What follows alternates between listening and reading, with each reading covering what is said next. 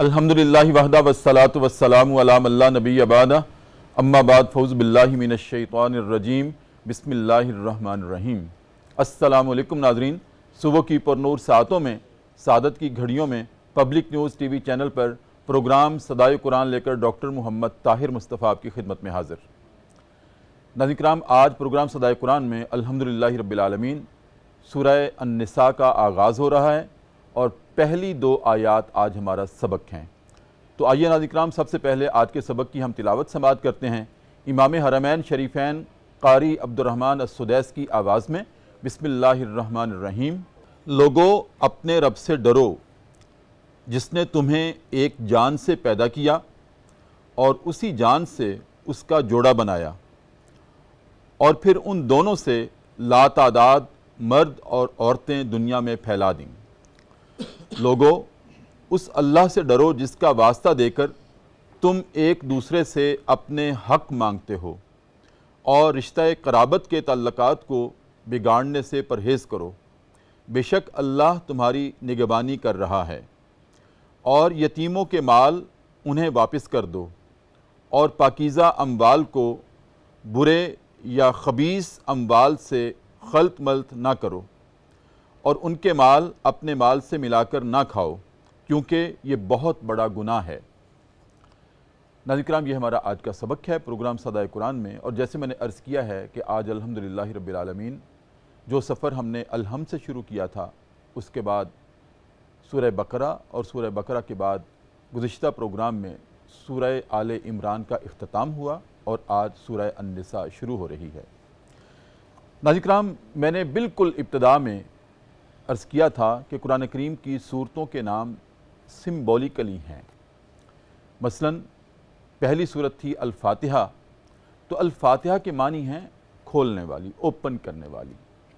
تو جو اللہ رب العزت نے دستور حیات ہمارے لیے طے کیا ہے، جو صراط مستقیم جس کی ہم دعا مانگتے ہیں، جو اللہ رب العزت نے طے کیا ہے، سورہ فاتحہ میں اللہ رب العزت نے یہ فرمایا کہ جو تمہاری احتیاج ہے صراط مستقیم کی اور زندگی کے دستور حیات کی، یہ صورت اس کا دروازہ کھولنے والی ہے۔ تو اس لحاظ سے ناظرین کرام اس کا نام سورہ فاتحہ رکھا گیا۔ پھر سورہ بقرہ جو قرآن کریم کی طویل ترین سورہ تھی، 2.5 پاروں پر مشتمل تھی۔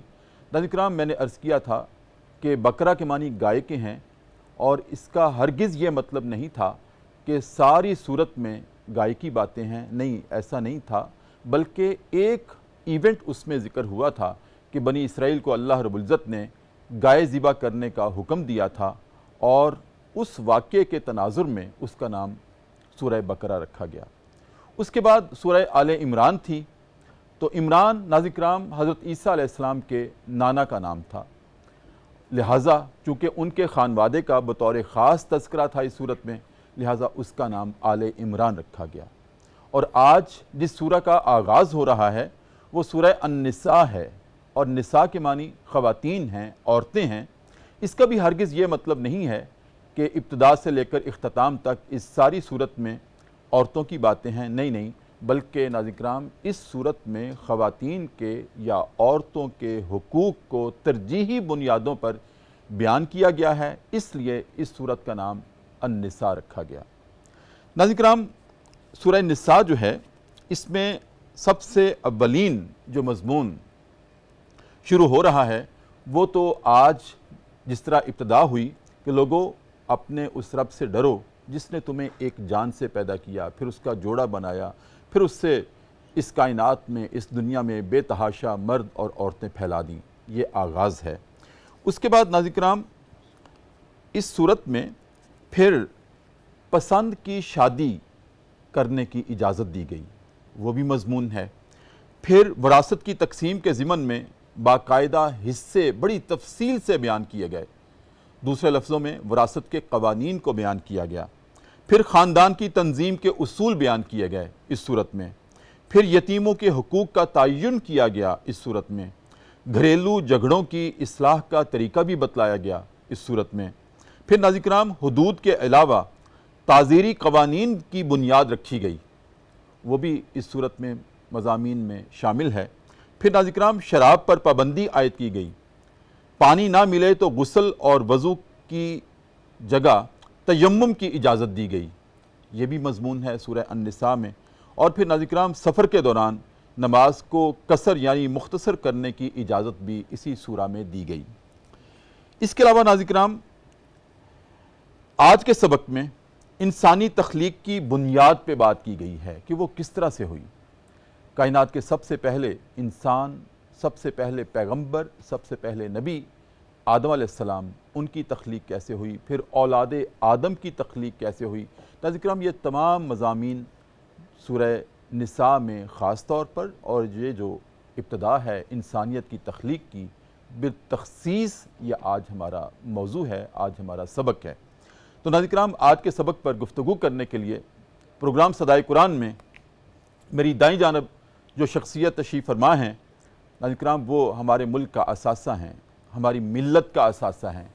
اللہ رب العزت نے ان کو چنا ہے، وہ سفیر قرآن ہیں، سفیر حدیث ہیں، سفیر دین ہیں، اور ضیاء ہیں، ضیاء اسلام بھی ہیں، ضیاء قرآن بھی ہیں، ضیاء حدیث بھی ہیں۔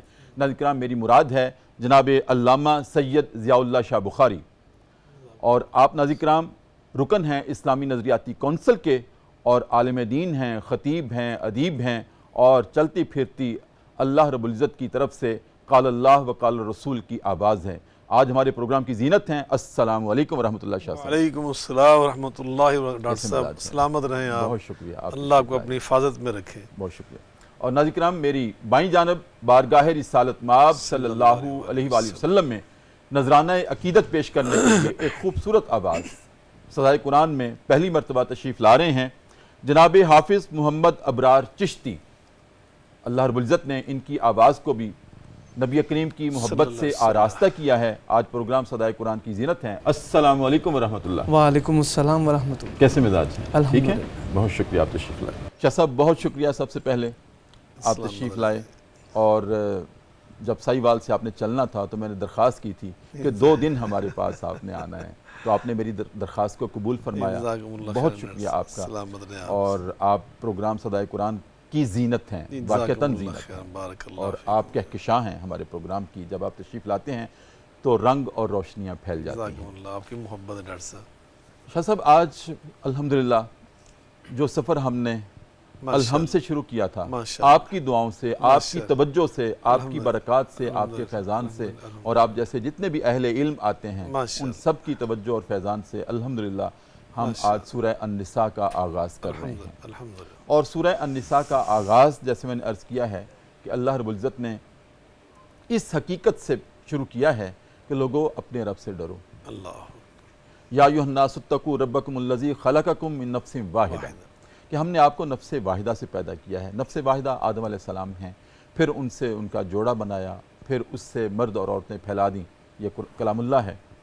تو فرمائیے آج اس صورت کا جو آغاز ہو رہا ہے اور جس اسلوب سے ہو رہا ہے اس میں کیا حکمت پوشیدہ ہے ہمارے ناظرین کے؟ بسم اللہ الرحمن الرحیم۔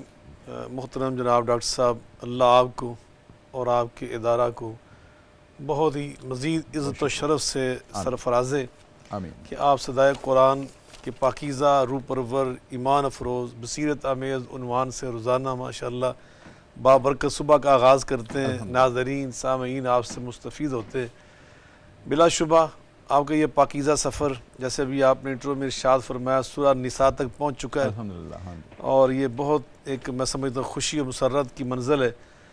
اور جو قرآن مجید فرقان حمید کی یہ سورہ مبارکہ کا آغاز ہو رہا ہے جس آیہ مبارکہ سے، یا ایھا الناس اتقوا ربکم الذی خلقکم من نفس واحدہ وخلق منها زوجها وبث منہما رجالا کثیرا ونساء واتقوا اللہ الذی تساءلون به والارحام ان اللہ کان علیکم رقیبا۔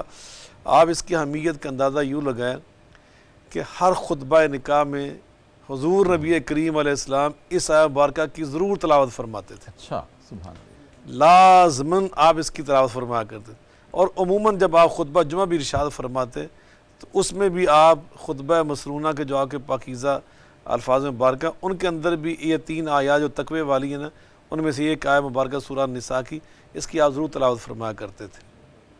اور جیسے آپ نے ارشاد فرمایا کہ کہ سورہ مبارکہ میں اللہ نے کیا بیان کیا ہے، تمام انسانوں کو مخاطب کیا ہے، جن میں ایمان والے بھی ہیں، جو ایمان سے محروم ہیں وہ بھی ہیں، جو بھی انسان جی جی بالکل تمام انسان، کالے گورے، صحیح، عربی بولنے والے، فارسی میں بات کرنے والے، انگلش میں اپنی گفتگو کرنے والے، ہر انسان جو دنیا میں بنی آدم ہے ان سب کو مخاطب کر کے اللہ نے فرمایا کہ اپنے رب سے ڈرو، تقوی اختیار کرو۔ جی تقوی جو ہے نا اس کا معنی ہوتا ہے الامتثال لأوامر اللہ والاجتناب عما نہی اللہ عنہ، کہ جس چیز کا اللہ نے فرمایا کہ کرو اس کو کرنا، اور جس سے فرمایا کہ باز آ جاؤ اس سے باز آ جانا، اس کو کہتے ہیں تقوی، یعنی اللہ کی غلامی، جی جی بالکل، اپنے اللہ کی غلامی کرو۔ لیکن اللہ نے یہاں پر یہ 2 مرتبہ ایک ہی آیت میں اس بات کو دہرایا، اتقو اتقو 2 بار فرمایا۔ 2 بار، پہلی بار جو فرمایا نا وہاں جمال ہے، اور دوسری بار فرمایا اس میں جلال ہے۔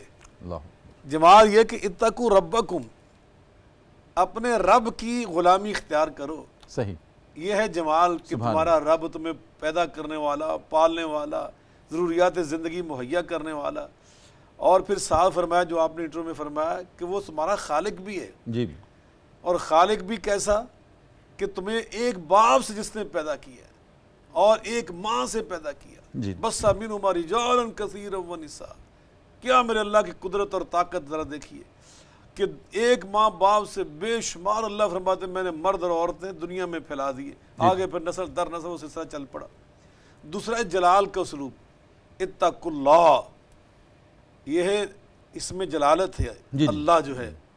دوبارہ فرمایا کہ اللہ سے ڈرو اور اللہ کی غلامی اختیار کرو، چونکہ یہاں پہ اللہ تعالیٰ نے نا رشتہ داریاں پیچھے جو بیان ہوا نا، آدم علیہ السلام کی تم اولاد ہو، ایک ماں کی اولاد ہو، تو یہ رشتہ داریاں بیان کر کے آگے فرمایا والارحام، سبحان اللہ، رشتہ داریاں توڑنے سے تم نے بچنا ہے۔ تو صلہ رحمی کرنے کی جو تعلیم دی نا، اس سے پہلے اللہ پاک نے اتقوا اللہ، جلالت کا، رعب کا، ترہیب کا انداز اختیار کیا کہ تمہیں اس بات کا ہمیشہ احساس رہنا چاہیے کہ یہ جو رشتہ داریاں ہیں ان کی کیا اہمیت ہے۔ تو گویا اللہ تعالیٰ نے اس آیت مبارکہ میں ہمیں اپنی ذات مبارکہ کے ساتھ بھی جوڑا، اور جو آپ نے ارشاد فرمایا کہ ایک جان سے اللہ نے پیدا کیا، اور وہ آدم علیہ السلام، نبی پاک نے فرمایا نا کہ اے لوگو ان ربکم واحد، تمہارے رب بھی، تمہارے اللہ ایک ہے، تمہارا پالنے والا، پیدا کرنے والا۔ اور آگے فرمایا ان اباکم واحد، تمہارے ابا جان حضرت آدم علیہ السلام بھی ایک ہیں۔ اور پھر آگے فرمایا کہ وہ آدم علیہ السلام اللہ نے مٹی سے پیدا کیا، کس بات پہ تکبر کرتے ہو، کس بات پہ غرور کرتے ہو؟ اور آگے جو فرمایا بس خلق منہا زوجہا، یہ بڑا ایک اہم نقطہ ہے۔ اللہ تعالیٰ نے نا انسان کو 4 انداز سے پیدا کیا، قرآن پاک میں اللہ نے بیان کیا 4 طریقہ ہے تخلیق 4 ہے، طریقہ طرق اللہ تعالیٰ کی۔ پہلا کیا ہے؟ ماں اور باپ سے، نہ باپ ہے نہ ماں ہے، جی آدم سے نہ شروع کرتے ہیں، مرد ہے نہ عورت ہے، اللہ نے آدم علیہ السلام کو پیدا کیا۔ یہ خاص طریقہ اللہ نے آدم علیہ السلام کے لیے، مرد ہے عورت نہیں ہے۔ خلق منہا زوجہا، حوا علیہ السلام، حضرت آدم علیہ السلام موجود اور وہاں سے پیدا۔ تیسرا ہے کہ مرد اور عورت دونوں ہیں، بس منہما رجالا کثیرا، آدم علیہ السلام، حوا علیہ السلام، ماں باپ، پھر آگے سلسلہ۔ اور ایک وہ موقع آیا عورت ہے مرد نہیں ہے، حضرت عیسیٰ علیہ السلام، ماں ہے باپ نہیں ہے، حضرت عیسیٰ علیہ السلام۔ ان مثل عیسیٰ عند اللہ کمثل آدم، اس لیے اللہ نے فرمایا کہ عیسیٰ علیہ السلام کو ہم نے جیسے آدم کو ہم نے خاص انداز سے پیدا کیا نا، اسی طرح ہم نے عیسیٰ علیہ السلام کو بھی ایک خصوصی طریقے سے، جو خاص طریقہ تھا، ایک خاص طریقہ آدم علیہ السلام کا، ایک خاص طریقہ عیسیٰ علیہ السلام کا، ایک خاص طریقہ حوا علیہ السلام کا، اور باقی عام طریقہ تمام انسانوں کی تخلیق اور پیدائش کا۔ تو یہ بھی اللہ نے اسی آیت مبارکہ میں بیان کیا۔ تو یقیناً اس آیت مبارکہ کے اندر جو بنیادی چیز ہے نا وہ یہ ہے کہ اللہ کے غلام بن جاؤ، جی جی صلہ رحمی کرنا یہ بھی اللہ کی غلامی ہے، رشتہ داریاں نہ توڑنا یہ بھی اللہ کی غلامی ہے، اور دوسرے انسانوں کو اپنا ماں جایا سمجھنا اور ایک باپ کی اولاد سمجھنا اور بنی آدم سمجھنا یہ بھی اللہ کی غلامی ہے۔ تو یہ اللہ نے اس پوری آیت مبارکہ کے اندر ہمیں بار بار جو 2 دفعہ تقوی اور غلامی کی تعلیم دی ہے نا، آج اس کو اپنانے کی ضرورت ہے، آج اسے حفظ جان جاننے کی ضرورت ہے، اسی میں ہماری فلاح اور اسی میں ہماری بہبود ہے۔ بالکل ٹھیک۔ شاہ صاحب آگے بڑھتے، آدم علیہ السلام کو اللہ رب العزت نے پیدا کیا، ایک وہ تھیوری ہے، وہ نظریہ ہے جو لادین عناصر کا ہے کہ انسان جی پہلے بندر تھا، پھر یہ ہوا، پھر وہ انسانی شکل میں آ گیا۔ میں سمجھتا ہوں کہ کتنی یہ تحقیر آمیز یہ ڈیفینیشن ہے انسانی تخلیق کی جو لادین عناصر کرتے ہیں، لادین طبقہ یہ کرتا ہے۔ حالانکہ اللہ کی قدرت ہے، جیسے آپ نے بھی فرمایا نا کہ 4 طریقہ ہے تخلیق ہیں، ایک ہے ماں باپ سے، ایک ہے صرف ماں سے، ایک ہے صرف باپ سے، ایک ہے کہ ماں اور باپ دونوں نہیں، تو اللہ نے اپنی قوت کن سے آدم علیہ السلام کو پیدا کر دیا۔ شاہ صاحب پہلے پارے میں یہ جو ارشاد ہے وَعَلَّمَ آدَمَ الْأَسْمَاءَ كُلَّهَا، کہ ہم نے آدم کو پیدا کر کے چیزوں کے اسماء کا علم دیا، اس سے یہی ظاہر ہوتا ہے نا، جو میں سمجھتا ہوں کہ اللہ نے آدم کو پیدا کرنے سے پہلے جو اس کی ضروریات تھیں ان کو پہلے پیدا کیا۔ یہ بھی اس کی تخلیق کی حکمت تھی نا، یہ نہیں کہ انسان کو پیدا کر کے چھوڑ دیا۔ آج ہم کہتے ہیں نا کوئی غریب ہے، پتہ نہیں اس کی قسمت میں ہے ہی نہیں، پھر کیوں نہیں؟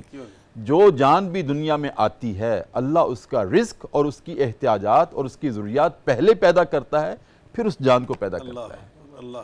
یہی اس میں حکمت ہے وَعَلَّمَ آدَمَ الْأَسْمَاءَ كُلَّهَا، کہ اللہ نے پوری کائنات چونکہ آدم کی ضرورت تھی، پھر اس کو نام بتائے، آدم تیرے پیدا کرنے سے پہلے ہم نے یہ پانی پیدا کیا، یہ الماء ہے، یہ الارض ہے، یہ سماء ہے، یہ ہوا ہے، یہ درخت ہیں۔ تو میں یہ پیغام دینا چاہتا ہوں آپ کی زبان سے ہمارے ناظرین کو کہ اللہ رب العزت نے اگر انسان کو پیدا کیا ہے تو لاوارث بے سہارا نہیں پیدا کیا، بلکہ اس کی ضروریات کا اہتمام پہلے پیدا کیا، بعد میں انسان کو اللہ پیدا کرتا ہے۔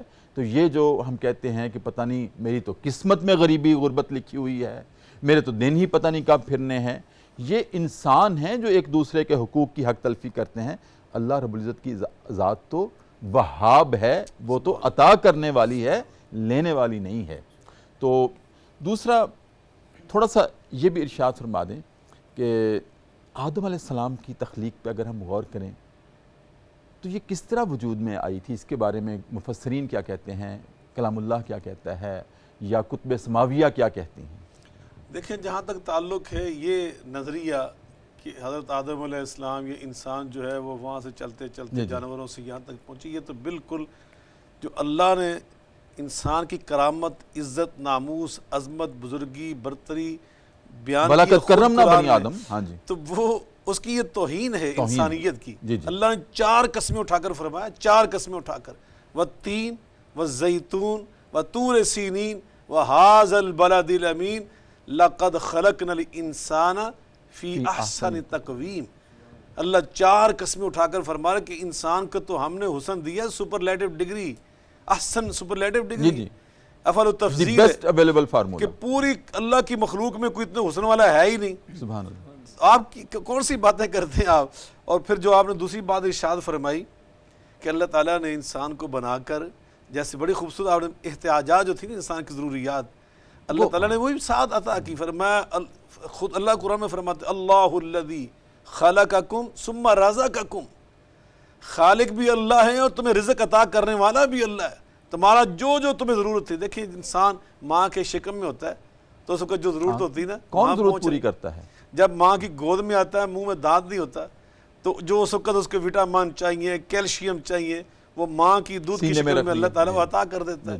اللہ حاضل القیاس، اور پھر اللہ نبی پر اس لیے فرمایا نا، آپ فرماتے ہیں لو انکم تتوکلون علی اللہ حق توکلہ لرزقکم کما یرزق الطیر تغدو خماسا وتروح بطانا۔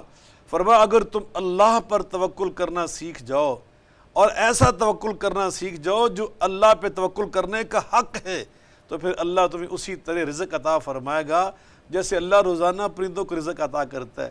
وہ کیسے عطا کرتا ہے؟ تغدو خماسن، جب وہ صبح اپنے آشیانوں سے نکلتے ہیں نا، خالی پیٹ ہوتے ہیں، پسلیاں دنسی ہوتی ہیں، اور جب واپس آ رہے ہوتے ہیں نا شام کو تو ان کے پیٹ بھرے ہوئے ہوتے ہیں، جو ان کو چاہیے، جی بالکل، جو رزق الگ الگ ہے، کوئی گوشت کھانے والا ہے، کوئی دانہ کھانے والا ہے، پھر انسان کتنا ناشکرہ ہے کہ ماں کے پیٹ میں اس کی تمام ضروریات پوری کرنے والی ذات وہ اور جب ماں کے پیٹ سے منصع شہود میں دنیا میں آتا ہے تو پھر غیر اللہ کے سامنے ہاتھ پھیلاتا ہے۔ اللہ اکبر، یقیناً یہ انسانیت کی آپ کی اجازت سے ایک وقفہ لے لوں۔ جی بالکل۔ ناظرین کرام، بہت خوبصورت گفتگو شاہ صاحب کی آمد پر، ایک وقفہ ہے پروگرام صدائے قرآن میں۔ وقفے میں ہم جایا کرتے ہیں دربار رسالت میں اور اپنے نبی کریم صلی اللہ علیہ وآلہ وسلم کی ذات اقدس پر درود کریم کا نذرانہ پیش کرتے ہیں اور واپس آتے ہیں۔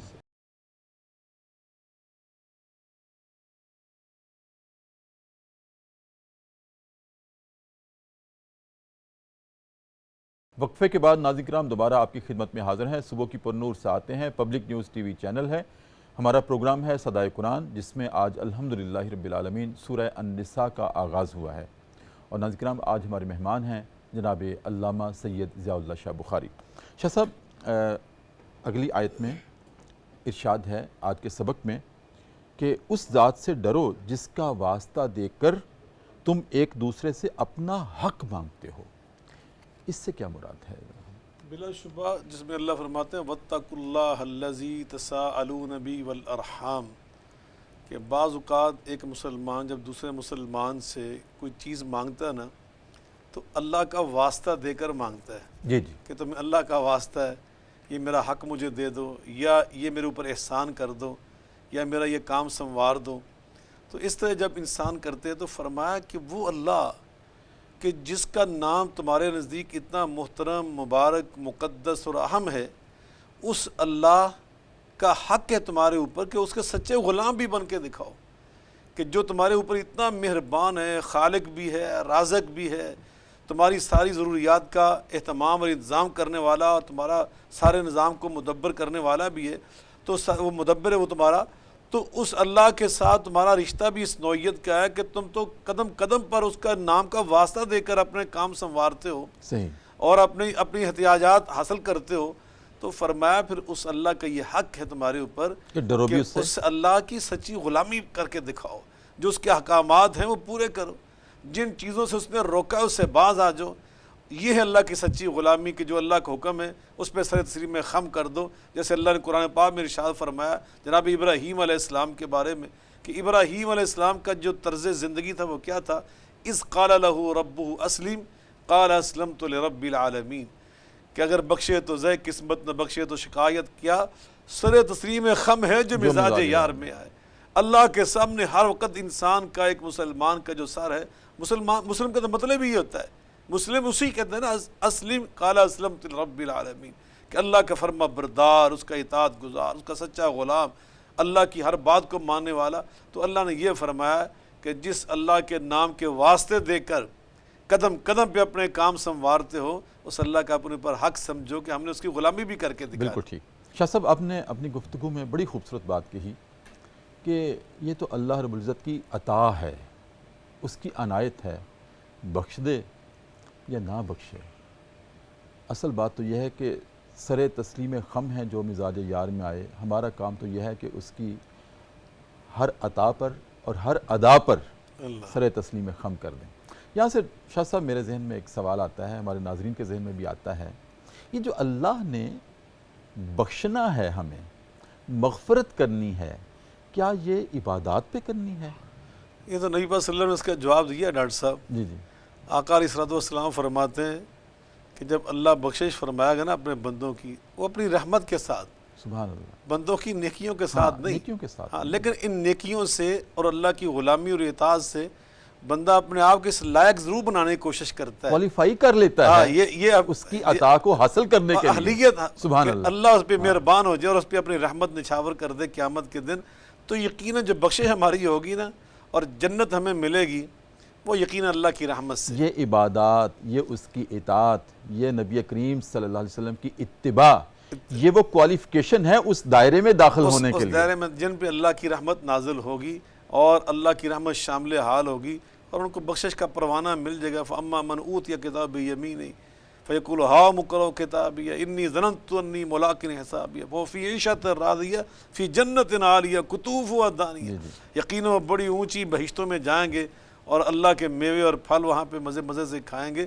تو یقیناً یہ اللہ کی رحمت کا سب نتیجہ ہوگا. بالکل اس سے مفر نہیں ہو سکتا کہ بخشنا تو اس نے اپنی عطا سے ہے اور ہم اس کے احکام کی پیروی چھوڑ دیں، اس کے عبادات کی اللہ نے جو ہمارے لیے طے کی ہیں اور جو ماہ و سال نہیں، زندگی کے ہر یوم میں، ہر دن میں، ہر رات میں، ہر لمحے میں جو ہمارے لیے اس نے شریعت کا راستہ اختیار کیا ہے، اس کو فالو کرنا، اس کی اتباع کرنا، اس کی اطاعت کرنا اس لیے ضروری ہے کہ ایسا نہ ہو کہ اس دائرے سے ہم ادھر رہ جائیں. اللہ اکبر. بالکل جو بالکل اس کی بخشش کا دائرہ ہے، جن پہ اللہ کی رحمت شامل حال ہوگی، یقیناً اس دائرے میں جانے کے لیے ان نیکیوں کی ضرورت ہے، اللہ کی اس عبادت اور اطاعت کی ضرورت ہے، اس کی اللہ رب العزت کی عبودیت کی ضرورت ہے، اسی لیے غلامی کی ضرورت ہے. نبی پاک صلی اللہ علیہ وسلم سے اللہ نے یہ اعلان کروایا ہمارے لیے نمونہ بنانے کے. قرآن مجید فرقان حمید میں قل ان صلاتی ونسکی ومحیای ومماتی للہ رب العالمین، میری نماز، میری قربانی، یہ نیکیاں، یہ اعمال ہیں، حتیٰ کہ میری زندگی پوری کی پوری، میرا تو زندگی کا آخری سانس، یہ سب کس کے لیے؟ للہ رب العالمین. میری زندگی کا مقصد ہے دین کی سرفرازی. میں اس لیے مسلمان، میں اس لیے نمازی، ہم تو اللہ کو راضی کرنے کے یہ سب کچھ کر رہے ہیں. اس لیے اللہ نے قرآن فرمایا یا ایتھا النفس المطمئنہ ارجعی الی ربک راضیۃ مرضیہ فادخلی فی جنتی فادخلی فی عبادی وادخلی جنتی.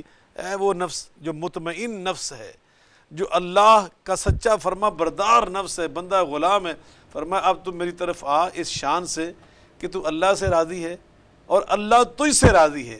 تو یقیناً ہم تو یہ جو اعمال کرتے ہیں نا صرف اللہ کو راضی کرنے کے جذبے سے کرتے ہیں. جی بالکل، کہ اللہ تو راضی ہو جائے، تو خوش ہو جائے. اور دیکھیں شاہ صاحب، اللہ رب العزت کی ذات کتنی باکمال ذات ہے کہ جہاں بھی اس نے اپنے حقوق کا تذکرہ کیا ہے کلام اللہ میں، جہاں بھی اس کے فوری بعد متصل اپنے بندوں کے حقوق کا تذکرہ کیا. سبحان اللہ.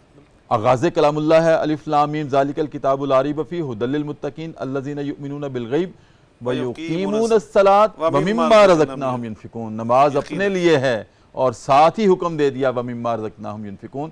اور آج بھی، آج کے سبق میں بھی اللہ اپنی ذات کی قدرت بیان کر رہا ہے کہ میں نے اپنی قدرت اور طاقت سے انسان کو پیدا کیا، بغیر ماں باپ کے آدم کو پیدا کیا اور اس سے پھر جوڑا بنایا، اللہ، اور اس کے بعد پھر کہا کہ تم قرابت کے رشتوں کی پامالی نہ کرنا، بے شک تم خیال رکھنا. یہ انسانوں کے حقوق کی بات آ گئی، بالکل قربتوں کے حقوق کی بات آ گئی. تو یہاں پر شاہ صاحب دیکھیں نا، قرابت کے تعلقات بگاڑنے سے پرہیز کرو، صلہ رحمی کا درس دیا گیا ہے. صلہ رحمی یا رشتہ داروں کے حقوق، یہاں شاہ صاحب میں آپ سے رہنمائی لینا چاہتا ہوں. بہت سارے رشتہ دار ایسے ہیں جو ہم سے ملنا نہیں چاہتے، لیکن اللہ کا حکم تو یہ ہے کہ جو تم سے نہیں ملنا چاہتے تم ان سے ملو، جو تم سے تعلقات قطع کرنا چاہتے ہیں تم جوڑ کر دکھاؤ، میں راضی ہو جاؤں گا. اس نے اپنے راضی ہونے کے بہانے ہمیں بتائے نا. تو میں چاہتا ہوں کہ آپ فرمائیے کہ یہاں پر صلہ رحمی کے بارے میں قرآن اور سنت اور رسول اللہ صلی اللہ علیہ وسلم کیا فرماتے ہیں؟ دیکھیں سورہ محمد صلی اللہ علیہ وسلم نے تو اللہ نے فرمایا جو صلہ رحمی سے انحراف کرتے ہیں نا، یعنی رشتہ داریاں جوڑنے سے، ملانے سے، تعلقات قائم رکھنے سے، یا جو ٹوٹے ہوئے تعلقات ان کو دوبارہ جوڑنے، اس کے لیے کام نہیں کرتے، محنت نہیں کرتے، بلکہ اس سے وہ راہ فرار اختیار کرتے ہیں. اللہ نے ان کو فرمایا کہ یہ وہ لوگ ہیں جو فتنہ و فساد پیدا کرنے والے. یہ اللہ نے قرآن پاک بار بار فرمایا کہ صلہ رحمی نہ کرنا یہ فتنہ و فساد پھیلانا ہے. رشتہ داریاں توڑنا کوئی معمولی گناہ نہیں ہے، یہ بہت بڑا گناہ ہے. نبی پاک صلی اللہ علیہ وسلم نے حدیث سنائی ہے من وصلکی وصلتہ، یہ حدیث قدسی ہے. من وصلکی وصلتہ من قطعکی قطعتہ. اللہ نے رشتہ داری کو، صلہ رحمی کو مخاطب کر کے فرمایا کہ جو تجھے جوڑے گا نا میں اس کو اپنی رحمت کے ساتھ جوڑ دوں گا، جو تجھے توڑے گا میں اس کا رشتہ اپنی رحمت سے توڑ دوں گا. اور یہ بھی آپ سنیے تو آپ حیران، ایمان تازہ ہوتا ہے بندے کا. ڈاکٹر صاحب جب بندہ یہ حدیث پڑھتا ہے، نبی پاک صلی اللہ علیہ وسلم فرماتے کہ لیس الواصل بالمکافی، جو آپ نے بار بار اشارہ فرمایا نا سوال میں، اس کا نبی پاک نے خود فرمایا کہ لیس الواصل بالمکافی، جو جڑتے ہیں نا ان کے ساتھ جڑنے والا، اچھے سلوک کرنے والوں سے اچھا سلوک کرنے والا. آقا فرماتے ہیں یہ تو عدلے کا بدلہ کرنے والا ہے، یہ اللہ کے ہاں صلہ رحمی کرنے والوں میں شمار نہیں ہوتا، یہ تو احسان کا بدلہ احسان، نیکی کا بدلہ نیکی، اچھائی کا بدلہ اچھائی دے رہا ہے۔ اصل صلہ رحمی کرنے والا وہ ہے، فرمایا کہ جس کے رشتہ دار اس کے ساتھ برا سلوک کرتے ہوں اور وہ ان سے پھر بھی اچھا سلوک کرے، اور حسن سلوک کرے۔ حدیث پاک میں واقعہ ہے، جی ایک صحابی ہے، عرض کرتے اللہ کے رسول میرے جو رشتہ دار ہیں نا وہ بڑے عجیب اخلاق کے لوگ ہیں، احسن الیہم، میں ان کے ساتھ حسن سلوک کرتا ہوں، وہم یسیئون الیہ، وہ ہمیشہ مجھے تنگ ہی کرتے ہیں، برائی پہنچاتے ہیں اپنی طرف، میں ان کے ساتھ جڑتا ہوں، وہ ہمیشہ مجھ سے وہ ٹوٹنے کی کوشش کرتے ہیں، اب مجھے کیا کرنا چاہیے؟ میں قربان جو نبی صلی اللہ علیہ وسلم نے اینٹ کا جواب پتھر سے دینے کا نہیں فرمایا، نہ اینٹ کا جواب اینٹ سے، فرمایا نہیں، فرمایا ولا یزال معک من اللہ ظہیر ما دمت علی ذالک، ایسے برے رشتہ داروں کے ساتھ اچھائی تم نے کرتے رہنا ہے، تیرا اگر یہ طرز عمل جاری رہا تو میں اللہ کا تجھے گارنٹی دے رہا ہوں آسمان سے فرشتے نازل ہو کر ہمیشہ تیرا کام کیا کریں گے، سبحان اللہ، تیری مدد کیا کریں گے، تیری نصرت کیا کریں گے۔ نبی پاک صلی اللہ علیہ وسلم نے ایک اور بھی فرمایا، صلہ رحمی کے والے سے مجھے حدیث یاد آئی، بڑی ایمان، آپ کی تو ہر حدیث ہی ایمان سبحان اللہ، جی جی، آپ فرماتے من احب ان یبسط له فی رزقہ ہاں، ویرسل وہ اپنے فی رزق میں اثرہ فراخی چاہتا ہے، فلیصل رحمہ، اللہ اکبر، جو بندہ اپنی زندگی میں برکت چاہتا ہے نا، ایک حدیث میں نے الفاظ ڈاکٹر صاحب یوں پڑھے ای یمد فی عمرہ، جو یہ پسند کرتے ہیں میری عمر لمبی ہو جائے اور کئی سال بڑھ جائے اور میرے رزق میں اور اضافہ ہو جائے، برکت آ جائے، وہ صلہ رحمی اس کو صلہ رحمی کرنی چاہیے۔ سبحان اللہ، اور یہاں سے اس حدیث کا مفہوم کیا نکلا ہے کہ جو صلہ رحمی نہیں نہ کرتے ان کی عمر کم ہو جاتی اور ہے، رزق میں کمی رہتی ہے، رزق میں برکت ختم ہو جاتی ہے۔ اگر ہم چاہتے ہیں کہ ہمارے رزق میں برکت ہو، ہماری عمر لمبی ہو جائیں، بیماریوں سے بچ جائیں، تو ہمیں صلہ رحمی کرنا چاہیے۔ بہت شکریہ آپ کی اجازت سے ایک اور وقفہ ہے۔ جزاکم اللہ خیر۔ ناظرین کرام، ایک اور وقفہ ہے پروگرام صدائے قرآن میں، دوبارہ چلتے ہیں دربار رسالت میں اور اپنے نبی کریم صلی اللہ علیہ وسلم کی ذات اقدس پر پھر درود کریم کا نذرانہ پیش کر کے واپس آتے ہیں۔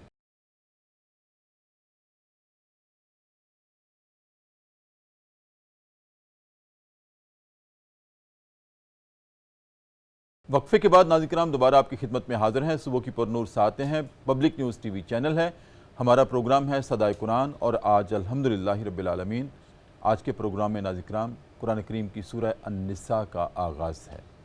شاہ صاحب، آج کے سبق میں جو پہلی دو آیات ہیں سورہ النساء کی اتنی جامع ہیں کہ اللہ رب العزت نے اپنی قدرت کاملہ کا بھی اظہار کیا، پھر بندوں کے حقوق کا تذکرہ بھی کر دیا، صلہ رحمی کا سبق بھی دے دیا، اور اس سے متصل پھر یتیموں کے حقوق کی پاسداری۔ یاد رکھنا، اگر تمہارے سامنے کوئی یتیم آئے تو دل میں یہ خیال نہ کرنا کہ میں اس کے ماتھے پر بوسہ کیوں دوں، اس کا باپ ہوتا تو وہ دیتا، یا میں اس کی مدد کیوں کروں، اس کے باپ کو چاہیے تھا اس کے لیے کچھ چھوڑ کے مرتا۔ ہم سنگ دل ہیں، ہمیں ترس نہیں آتا۔ اَرَأَيْتَ الَّذِي يُكَذِّبُ بِالدِّينِ فَذَلِكَ الَّذِي يَدُعُّ الْيَتِيمَ وَلَا يَحُضُّ عَلَىٰ طَعَامِ الْمِسْكِينِ، کہ تم اتنے سنگ دل ہو گئے ہو، یتیم کو دیکھ کر ترس نہیں آتا، تم دھکے دیتے ہو۔ تو ارشاد فرمائیں، یتیموں کی کفالت کے لیے، ان کے سر پر ہاتھ رکھنے کے لیے کلام اللہ نے کتنی ترجیحی بنیادوں پر اللہ نے اپنی قدرت کاملہ کے ساتھ رشتہ داریت کو، قرابت داری کو اور یتیموں کو ساتھ رکھا ہے۔ بلا شبہ اللہ تعالیٰ نے تو خود، جس سے ابھی آیہ مبارکہ پہ ہم بات کر رہے ہیں، اس میں کتنی واضح تعلیم دی ہے کہ یتیم کا مال بطور سرپرست اگر تمہارے پاس آ گیا، جائیداد آ گئی ہے، تم چچا ہو، ماموں ہو، تایا ہو، بڑے بھائی ہو، اس طرح کا رشتہ ہے، تو فرمایا تمہارا ایمانی یہ فرض ہے کہ تم نے اس کی نگہداشت کرنی ہے، ان کا پیسہ ضائع ہونے سے بچانا ہے، جو ان کی ضروریات ہیں اس کو کفایت شاری کے ساتھ، انتہائی ایمانداری کے ساتھ تم نے صرف کرنا ہے، باقی ان کی چیزوں کو تم نے سنبھال کر رکھنا ہے، اور جب یہ بڑے ہو جائیں تو ان کا مال پوری دینداری کے ساتھ، ان کی پراپرٹی ان کے حوالے کر دینا ہے۔ اور اللہ نے اسی آیت میں ایک اور بھی فرمایا کہ بعض اوقات کیا ہوتا ہے کہ چیزیں ایک جیسی ہوتی ہیں، مثال کے طور پر بھائی فوت ہو گیا، اس کے بچے چھوٹے تھے یتیم، تو آپ اب پراپرٹی میں سے جو اچھی اچھی چیزیں نا وہ اپنی طرف لے لیں، اور جو ردی ہے اس کو ان کے حوالے کر دیں، تو اللہ نے سخت منع کیا اس سے، وَلَا تَأْكُلُوا أَمْوَالَهُمْ إِلَىٰ أَمْوَالِكُمْ إِنَّهُ كَانَ حُوبًا كَبِيرًا۔ اللہ فرماتے ہیں یہ بہت بڑا گناہ ہے، یہ کوئی معمولی گناہ نہیں ہے، یتیموں کے مال کو اس طرح تم ہڑپ کر جو کو کمزور سمجھ کر، ضعیف سمجھ کر، ان الذین یأکلون اموال الیتامی ظلما انما یأکلون فی بطونہم نارا وسیصلون سعیرا۔ اللہ فرمایا یتیموں کا مال کھاتے ہیں نا، وہ تو بیچارے کمزور ہوتے ہیں نا، فرمایا ان کی کمزوری سے فائدہ اٹھاتے ہو تو یاد رکھو تم اپنے پیٹ میں جہنم کی آگ کو بھر رہے ہو، ان قریب بڑکتی ہوئی آگ میں تم ڈالے جاؤ گے۔ اور ایک اور بھی اللہ نے یہ دھمکی دی ہے، بڑی عجیب دھمکی میرے اللہ کی، کیا جلالت اس میں، وَلْيَخْشَ الَّذِينَ لَوْ تَرَكُوا مِنْ خَلْفِهِمْ ذُرِّيَّةً ضِعَافًا، فرمایا کہ ان کو یہ ڈر نہیں آتا کہ جیسے ان کا باپ فوت ہو گیا، کل تم مر جاؤ، تم اپنے بچوں کو یتیم کر کے چلے جاؤ، پھر تمہیں احساس ہوگا نا کہ میرے بچوں کی ان چیزوں کو کھا نہ جائے، کوئی ہڑپ نہ کر جائے۔ تو فرمایا جیسے تمہیں اپنے بچوں کے یتیم ہونے پر احساس ہوگا نا، وہ احساس اب پیدا کر لو، اس سے تمہاری عمر میں برکت ہو جائے گی، کیا بات، تمہارے مال کے اندر اللہ برکت ڈال دے سبحان گا۔ اللہ۔ تو ایک صحابی ہے، آپ نے پوچھا کفالت، نہیں، فرماتے انا وکاف الیتیم ہاکذا، قیامت کے دن جنت میں میں اور کسی یتیم کفالت کرنے والے اس طرح پڑوسی ہوں گے جیسے یہ دو انگلیاں پڑوسی۔ اور ایک اور بھی فرمایا، ایک صحابی ہے، اللہ کے رسول میرا دل بڑا سخت ہے، میں اپنے دل کی سختی کا علاج کرنا چاہتا ہوں، مجھے اس کا کوئی علاج بتائی۔ میرے آقا نے کیا علاج بتایا؟ فرمایا امسح راس الیتیم، کسی یتیم بچے کو دے کر اس کے سر پہ شفقت سے ہاتھ پھیرا کر، کسی یتیم کے سر پر دست شفقت رکھنا تیرا کام، تیرے دل کی سختی، تیرے دل کی یہ جو چیزیں نا ساری اللہ ختم کر دے گا، خشیت سے بھر دے گا، نور سے بھر دے گا، نرمی سے بھر دے گا، شفقت اور رحمت سے بھر دے گا۔ تو یقیناً نبی پاک نے ایک اور بھی فرمایا ڈاکٹر صاحب، خیر بیت فی یتیم یحسن الیہ، جس گھر میں کوئی یتیم بچہ رہتا ہو نا اور گھر والے اس کے ساتھ اچھا سلوک کرتے ہوں، وہ اللہ کو گھر بہت پسند ہوتا ہے، اللہ اس گھر سے پیار کرتا ہے۔ وشر بیت فی یتیم یسعی الیہ، اور جس گھر میں یتیم رہتا ہو اور اس کے ساتھ برا سلوک ہوتا، وہ اللہ کے ہاں بڑا ناپسندیدہ گھر ہوتا ہے، اللہ اس سے برکتیں اٹھا لیتا ہے، چھین لیتا ہے۔ تو میں اپنے سننے والوں سے عرض کروں گا، یقیناً ہمارے ماحول کے اندر بہت سارے بچے یتیم ہوتے ہیں، میرے محبوب در یتیم تھے، اللہ اکبر، اللہ نے کو کہاں سے کہاں تک پہنچایا، سبحان اللہ، در یتیم سے اٹھا کر کائنات کے لیے سراج منیر بنا دیا، بدر منیر بنا دیا۔ تو یتیم ہونا کوئی عیب نہیں ہے۔ نبی پاک علیہ الصلوۃ کتنے ائمہ محدثین، امام بخاری یتیم تھے، بڑے بڑے ائمہ میں نے پڑھے ڈاکٹر صاحب، بڑے بڑے اکابر ہمارے اسلاف، امام بخاری بھی یتیم، امام بخاری یتیم، بڑے بڑے بہت سارے محدثین یتیم تھے۔ تو اسی طرح امام شافعی رحمۃ اللہ علیہ یتیم تھے، چھوٹی عمر میں ان کے والد صاحب فوت ہو، اللہ حاضل قیاس۔ تو یہ یتیم ہونا عیب نہیں ہے، لیکن دیکھیے ہمارے ماحول میں ہماری برادریوں میں بعض یتیم بچے ہوتے ہیں، ان کی نگہبانی کیجئے، اللہ آپ سے راضی ہوگا۔ بالکل شاہ صاحب، بہت شکریہ آج آپ کی آمد کا، اور کل پھر صدائے قرآن انشاءاللہ میرے لیے سعادت ہوگی ڈاکٹر صاحب، آپ کے ساتھ جگمگائے گا۔ ناظرین کرام، شاہ صاحب انشاءاللہ کل کے پروگرام میں بھی تشریف فرما ہوں گے، اور جو اگلی آیات ہیں سورہ النساء کی، اس پر انشاءاللہ اپنے علمی جواہر پھیلائیں گے، ان کی روشنی ہمیں عطا کریں گے۔ ناظرین کرام، آج کا جو سبق ہے اس میں ایک تو اللہ رب العزت نے جو اپنی قدرت کاملہ کا اظہار کیا کہ میں وہ ہوں رب جس نے تم کو پیدا کیا ایک جان سے، پھر اس کا جوڑا بنایا، پھر اس سے مرد اور عورتیں پھیلا دیں۔ تو شاہ صاحب نے بتایا ناظرین کرام، یہ وہ آیت ہے کلام اللہ کی جو نبی کریم صلی اللہ علیہ وآلہ وسلم نکاح کے خطبے میں ارشاد فرمایا کرتے تھے۔ اور دوسری تلقین، دوسری صدائے قرآن کیا تھی آج کے سبق میں؟ وہ یہ تھی صلہ رحمی اختیار کرنا۔ ناظرین کرام، یہ وہ صفت ہے کہ سرفرازی نبوت سے پہلے، اعلان نبوت سے پہلے 40 سالہ جو نبی کریم کی سیرت ہے صلی اللہ علیہ وآلہ وسلم، اس کی جو گواہی پہلی وحی کے موقع پر دی تھی ہماری ماں جی سیدہ خدیجہ طاہرہ رضی اللہ تعالی عنہا نے، جب نبی کریم صلی اللہ علیہ وسلم پہلی وحی کے بعد تھوڑا سا کپ کپی تاری تھی، گھبراہٹ کا عالم تھا، جب گھر تشریف لائے تو زملونی زملونی آپ نے ارشاد فرمایا، میرے اوپر چادر اڑا دو، چادر اڑا دو۔ پھر جب کچھ توقف کے بعد کچھ ماجرا بتایا کہ آج مجھ پہ کلام اللہ نازل ہوا ہے، ایک فرشتہ آیا تھا، اس نے مجھے بھینچا ہے، تو اس کے کچھ آثار تھے۔ جب آپ کی طبیعت تھوڑی سی سنبھلی تو آپ نے ارشاد فرمایا، تو ہماری ماں نے کیا آپ کو تسلی دی تھی؟ وہ یہی دی تھی کہ میرے سرتاج آپ پریشان کیوں ہوتے ہیں؟ اللہ آپ کو کبھی ضائع نہیں کرے گا۔ کیوں نہیں ضائع کرے گا؟ کہ آپ میں جو 4 صفات ہیں نا ناظرین کرام وہ بڑی اہم ہیں، کاش وہ ہماری زندگی کا حصہ ہوں۔ میرے سرتاج، آپ غریبوں کی مدد کرتے ہیں، آپ کمزوروں کا بوجھ اٹھاتے ہیں، آپ صلہ رحمی کرتے ہیں، آپ رشتہ داروں کے حقوق پورے کرتے ہیں، اور آپ مہمان نواز ہیں۔ یہ 4 صفات ناظرین کرام 40 سالہ سیرت ہے نبی کریم صلی اللہ علیہ وآلہ وسلم کی، کبھی ہم نے غور نہیں کیا۔ اور تیسری بات، شاہ صاحب نے کیا خوب ارشاد فرمایا کہ جس گھر میں یتیم کی کفالت ہو وہ گھر اللہ کی نگاہ میں نور کا گہوارہ ہوا کرتا ہے۔ ناظرین کرام، اسی سب کے ساتھ آج کے اسی درس کے ساتھ آج کی اسی صدا کے ساتھ اپنا پروگرام ہم ختم کرتے ہیں۔ اپنے میزبان ڈاکٹر محمد طاہر مصطفیٰ کو اجازت دیجیے، اپنا بہت خیال رکھیے، اور اب ناظرین کرام میں گزارش کروں گا بارگاہ رسالت مآب صلی اللہ علیہ وسلم میں حاضری کے لیے جناب حافظ محمد ابرار چشتی۔ خوشبو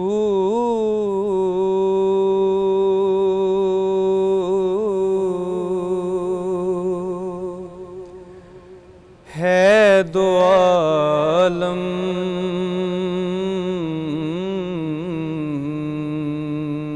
میں تیری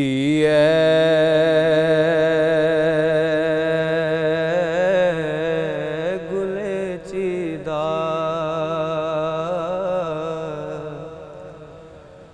کس منہ سے بیاں ہوں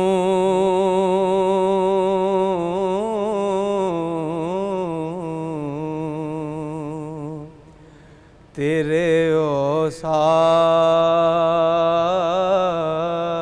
حمیدہ کس منہ سے بیاں ہوں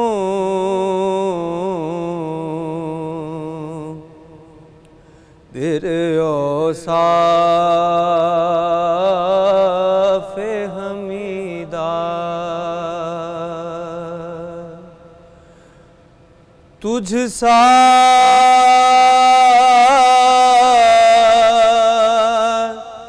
کوئی آیا ہے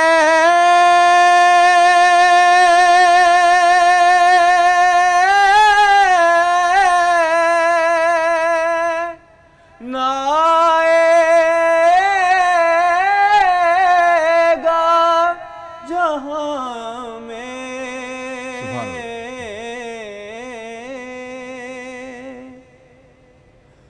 تجھ سا کوئی آیا ہے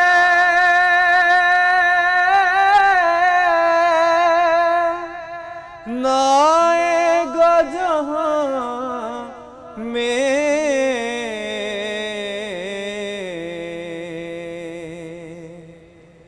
دیتا ہے گواہی یہی عالم کا جریدہ خیرات مجھے اپنی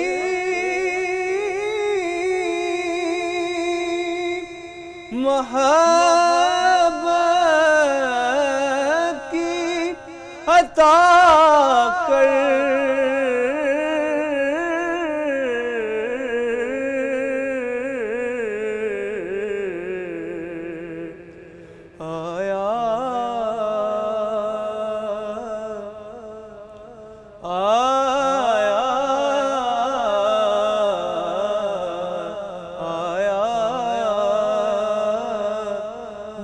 تیرے در پہ بدامان دریدہ یوں دور